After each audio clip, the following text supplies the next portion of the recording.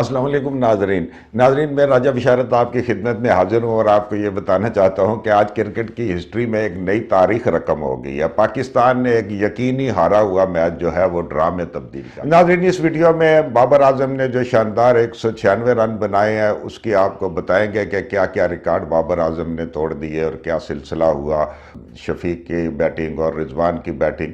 پہلے آپ سے دو چار باتیں عرض کرتا چلوں اس میچ کی۔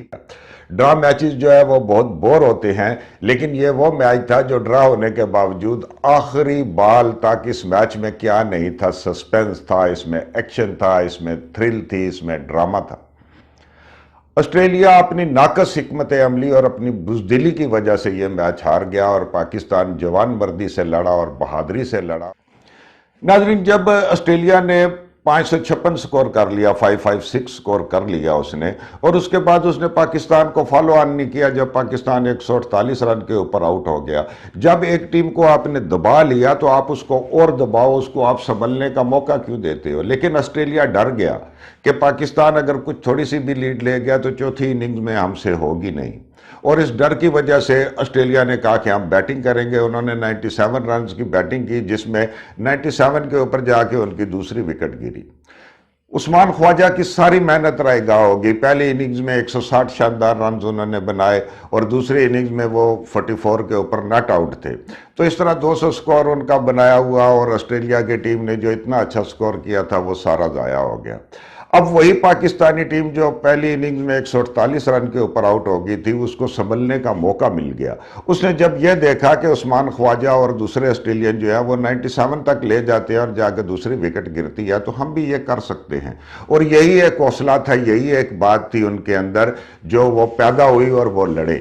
اور بابر اعظم کی کیا بات ہے، ابھی ہم بابر اعظم کی اننگز کی بات کرتے ہیں، اس سے پہلے ہم عبداللہ شفیق کی بات کرتے ہیں کہ عبداللہ شفیق نے جو برائے نام جو ہے وہ فرسٹ کلاس میچ کھیلا ہوا ہے، اور انتہائی نوجوان آدمی، اور اس نے جتنی دیر تک وہ 300 سے زیادہ گیندیں کھیل کے وہ بابر اعظم کے ساتھ انہوں نے جو پارٹنرشپ کی، اس میچ میں ایک بات یہ ہوئی کہ آخر ان کے اوپر جا کے عبداللہ شفیق بھی نروس 90s کا شکار ہو گئے، وہ 96 رن کے اوپر آؤٹ ہو گئے، اور بابر اعظم بھی 196 کے اوپر آؤٹ ہو گئے۔ لیکن عبداللہ شفیق نے جو ہے وہ ایک ایسی بنیاد رکھی بابر اعظم کے ساتھ، اور بابر اعظم کی کیا بات ہے، آخری ٹائم کے اوپر جب رضوان آئے بابر اعظم کے ساتھ تو پھر بھی ایک بہت خوبصورت جو ہے وہ بیٹنگ بنی۔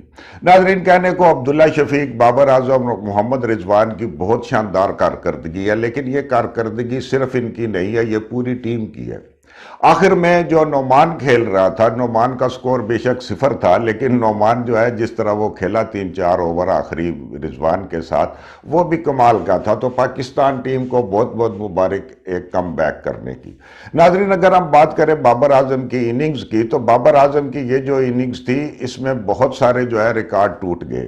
بہت سارے لوگ جو یہ کہہ رہے تھے کہ بابر اعظم نے 200 سکور نہیں کیا، ابھی وہ شکوہ ان کا قائم ہے کہ بابر اعظم 200 رنز کرنے میں کامیاب نہیں ہو گئے، لیکن ٹیسٹ میچ کی چوتھے اور پانچویں دن جب بالرز رف تھے اور وکٹ بال ان ایون رہ رہا تھا اور غیر یقینی بال اٹھ کے آتا تھا بالر رف سے، وہاں کے اوپر جا کے بابر اعظم نے جو اننگز کھیلی اس نے ثابت کیا کہ وہ بابر اعظم ہی ہے، اور وہ کنگ ہے، اور وہ مغل اعظم۔ بابر اعظم کے لیے یہ جو اننگز تھی اور یہ جو سیریز تھی، یہ اس لیے بھی اہم ہے کہ 2020 میں بنگلہ دیش کے خلاف راولپنڈی ٹیسٹ میں انہوں نے سنچری بنائی تھی، جس کے بعد 20 اننگز کے انتظار کے بعد اور 2 سال کے بعد بابر کو یہ موقع نصیب ہوا، اور جب یہ موقع نصیب ہوا تو بابر نے اگلی پچھلی کسریں نکال دی۔ بابر اعظم نے اس اننگز میں چند اہم ریکارڈ بھی قائم کیے۔ انہوں نے اس اننگز میں 10 گھنٹے 7 منٹ بیٹنگ کی، جو کسی ٹیسٹ میچ کی چوتھی اننگز میں کسی بھی پاکستانی بیٹسمین کے وقت کے اعتبار سے سب سے بڑی اننگز ہے۔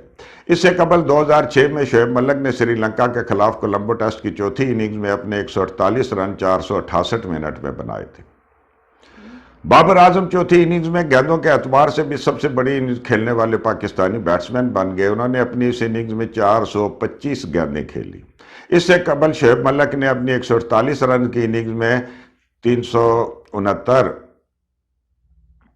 369 गेंदों का सामना किया था। बाबर आजम रन्स के एतबार से चौथी इनिंग में सबसे बड़ी इनिंग्स खेलने वाले पाकिस्तानी बैट्समैन भी बन गए हैं। इससे कबल यूनुस खान ने 2015 में श्रीलंका के खिलाफ पलिंकले टेस्ट की चौथी इनिंग्स में 171 रन्स बनाए थे। बाबर आजम के अलावा 3 दीगर बैट्समैन टेस्ट मैच की चौथी इनिंग्स में 500 या जायद मिनट बैटिंग कर चुके हैं, जिनमें mic अथर्टन 663 minute, Dilip Vengsarkar 522 minute और उस्मान ख्वाजा 522 मिनट शामिल हैं। बाबर आजम टेस्ट क्रिकेट की तारीख में चौथी इनिंग में सबसे ज़्यादा रन्स बनाने वाले कप्तान भी बन गए हैं। इससे कबल यह एजाज़ इंग्लैंड के कप्तान माइक अथर्टन का था, जिन्होंने 1995 में जनूबी अफ्रीका के खिलाफ जोहान्सबर्ग में 185 रन्स की इनिंग्स खेली थी। नाज़रीन, बाबर आजम, अब्दुल्ला शफीक, मोहम्मद रिजवान अभी ये बहुत नौजवान हैं। इंशाअल्लाह बहुत अच्छी इनकी इनिंग्स हमें देखने को मिलेंगी।